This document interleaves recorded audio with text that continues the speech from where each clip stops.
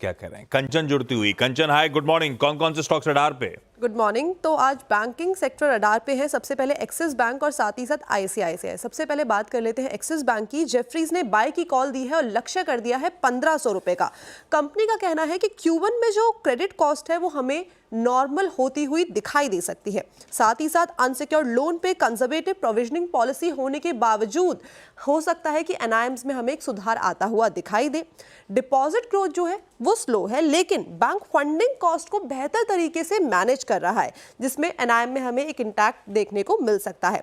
साथ ही साथ बैंक की प्रीमियम और सैलरी अकाउंट पॉलिसी से डिपॉजिट मिलने में भी बढ़ने में भी इनको कहीं ना कहीं मदद मिलेगी। मोर ओवर, अगर इस टाइम पे एक्सिस बैंक के वैल्यूएशंस देखे जाए तो वो काफी अट्रैक्टिव नजर आ रहे हैं, जिसके चलते ये जेफरीज की टॉप पिक बना हुआ है।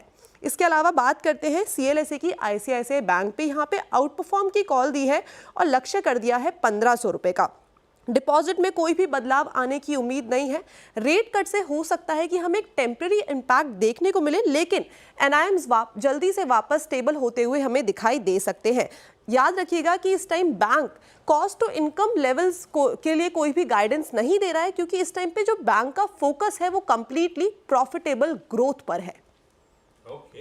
दोनों एक्सिस और आईसीआईसीआई रडार पे। एक्सिस अपने बिग स्टॉक्स में भी था।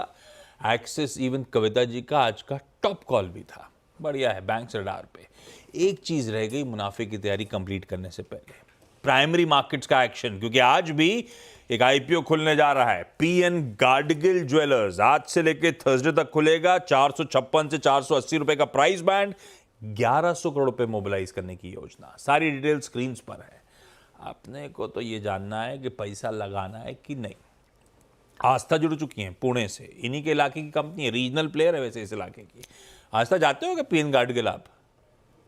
गुड मॉर्निंग आशीष। नहीं, मेरा अभी तक जाना नहीं हुआ, बट मैं सोच रही हूँ कि एक बार जरूर जाके आऊँ, क्योंकि जो मैंने आरएचएल में पढ़ा बेहद इंटरेस्टिंग है। Company okay. आपने बोला कि प्रोमिनेंट प्लेयर है, और महाराष्ट्र में तो नंबर 2 ज्वेलरी प्लेयर जिसे हम कह सकते हैं वो है। 39 स्टोर्स इनके हैं, और जो भी आईपीओ प्रोसीड्स हैं उससे कुछ डेट का रिपेमेंट करेंगे, और कुछ नए स्टोर्स ये महाराष्ट्र में 12 नए स्टोर्स खोलेंगे। हमें कंपनी पसंद आती है, पीछे 2 कारण है। सबसे पहले तो जो पेट पर स्टोर होता है इनका हाईएस्ट अमंग इट्स पेयर है, जिसमें हमने कल्याण ज्वेलर्स, सेल्को, थेंगामाइल को कंपेयर किया, और इबिटा पर स्टोर भी इनका हाईएस्ट अमंग द पेयर्स है। इनफैक्ट सीएजीआर ग्रोथ भी बेहद आकर्षक है इस कंपनी की।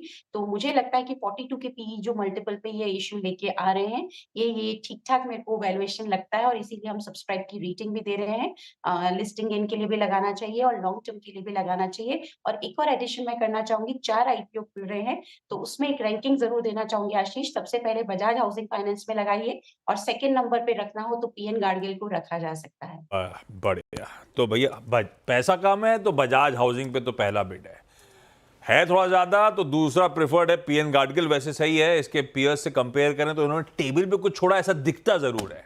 तो आस्था कह रही है लिस्टिंग गेन या लॉन्ग टर्म के लिहाज से दोनों के लिए अट्रैक्टिव। Aastha thank you. इस नोट पर मुनाफे की तैयारी समेट रहे हैं। छोटा सा ब्रेक के उस पार पहला सौदा।